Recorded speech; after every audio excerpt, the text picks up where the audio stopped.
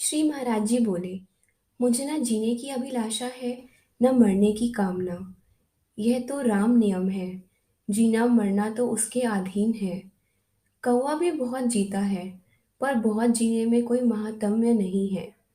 महात्म्य तो राम आराधन की कमाई का है। देवियों और सज्जनों, श्री राम शरणम में जो सत्संग लगा हुआ है, इसमें जो कथन हुआ, उसकी यह अंतिम बैठक है।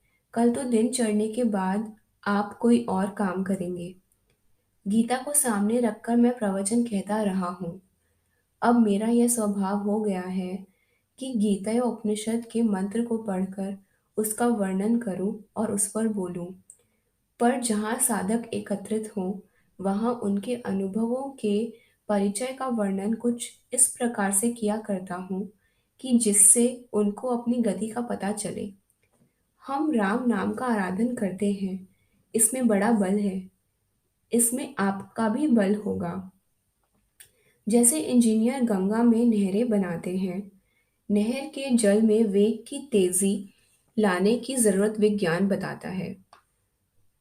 इसलिए कुछ दूरी पर जल प्रपात वाटरफॉल रखा जाता है। पर गंगा ने अपना रास्ता आप बनाया। जिन्होंने नहर देखी हो, उनको इस बात का पता है। मुझे कहना यह है कि गंगा में जो बल है, वह ऋषिकेश या हरिद्वार का नहीं, वरन हिमालय पर्वत का है। इसी प्रकार राम नाम में भी वही बल है, जहाँ से अवतरित हुआ है। हमारे जाप करने का बल भी बल है, किंतु वह उतना नहीं जितना कि अवतरित स्थान का होता है। मुझे यह बड़ा आश्चर्य होता है कि कोई नाम आराधन कई वर्षों तक करता है, फिर भी उसे कोई ऊंची अनुभूति प्राप्त नहीं होती। कभी कभी प्रथम बार में ही नाम दान के अवसर पर शक्ति आवाहन करते समय नाम बल का परिचय मिलता है। 10 मिनट में दसों चक्र खुल जाते हैं। इससे ज्ञात होता है कि नाम में कितनी शक्ति है। ऐसे अनुभव अनेक साधकों को होते हैं। राम कृपा से अद्भुत परिचय होते हैं। इसके लिए कोई प्रमाण नहीं। नाम मंत्र का योग एक विचित्र प्रकार का है। सूक्ष्म शरीर बाहर हो जाता है। अध्यात्म विज्ञान पूर्ण है, पांथिक बात नहीं है। भगवत दया से साधक उन्नति करते हैं। नाम आराधन भावनापूर्ण होना चाहिए।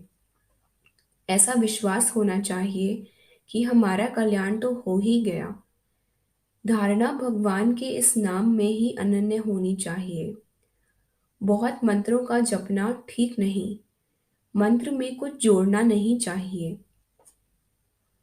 नाम में निमग्न हो जाना चाहिए। नाम ही रक्षा करेगा, ऐसी भावना होनी चाहिए। नाम की महिमा अद्भुत है। अधिकारी सभी हैं। खाट पर पड़े रोगी को भी यह अधिकार है। मैं तो नाम को बड़ा शक्तिशाली समझता हूँ। इसमें बड़ा बल है, पर यह विश्वास किसी साधक के हृदय में दृढ़ हो, उसी को लाभ प्राप्त होता है। जो अपने विश्वास को दुर्बल करते हैं, स्थान स्थान भटकते हैं, इधर भी हम उधर भी हम, सब जगह लार टपकाते हैं, ऐसे साधक बहुत ऊंचे नहीं उठ पाते। जब अनेक मार्गों पर चलते हैं और गलत चलते हैं, तो वे भ्रम में पड़ जाते हैं। इससे उनका पतन भी हो जाता है। फिर तो यह बात हुई कि गुरुद्वारे में हलवे का प्रसाद बंट रहा था। लोग पंक्ति में खड़े होकर ले रहे थे। एक व्यक्ति ने एक हाथ आगे कर प्रसाद ले लिया। फिर उसने सोचा दोबारा ले लूं, तो पहला हाथ पीछे कर लिया और दूसरा हाथ आगे बढ़ा दिया। देने वाले ने देने से मना कर दिया और कहा कि तुमने अभी तो लिया, और पीछे का दोना कुत्ता चाट गया। इस प्रकार साधकों को ना तो पहले पथ का लाभ मिल पाता है और न अन्य पंथों का। जो व्यक्ति बहुत से मार्गों पर चलता है, वह भटक जाता है। जैसे चटोरे लोग अपने पेट की अग्नि को मंद कर लेते हैं, उसी प्रकार नाम प्रेमी भी संदेहवश गिर जाते हैं। व्यक्ति को चरित्र अच्छा रखना चाहिए। साधक को अपना हृदय भगवान के आगे खोलना चाहिए। इससे उसकी अवस्था ऊंची बनती है। भक्त कवियों ने अपने चरित्र को भला बुरा जैसा था खोला है। आत्मा से आत्मा बोले तो आत्मा जगता है।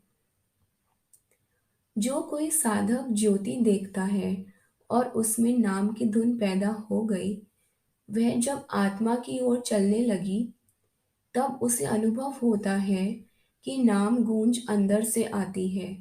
उसकी बड़ी महिमा है। यह बड़ी महिमामयी स्थिति है।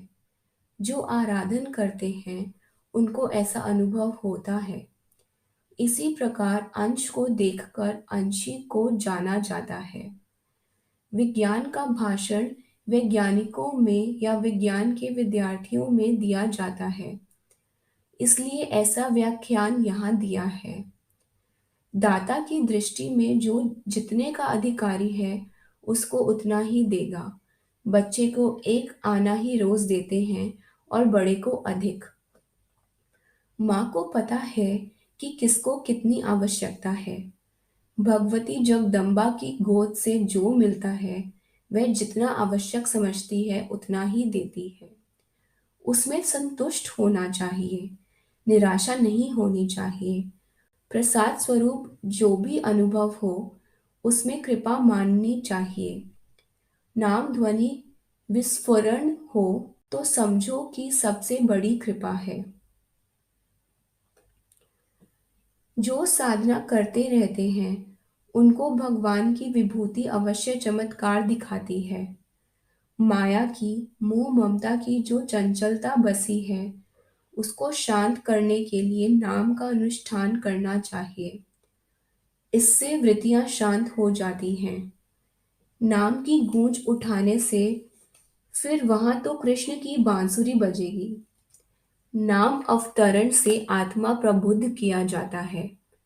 इसी भावना से नाम दिया जाता है। इसी भाव से नाम लेना चाहिए। इससे अनेकों का कल्याण होता है। इसलिए इसमें विश्वास होना चाहिए। भगवान के राम नाम से प्रीति जोड़कर अन्यत्र नहीं भटकना चाहिए। भगवान के राम नाम का भरपेट भोजन पाने पर फिर क्या मांगते फिरना।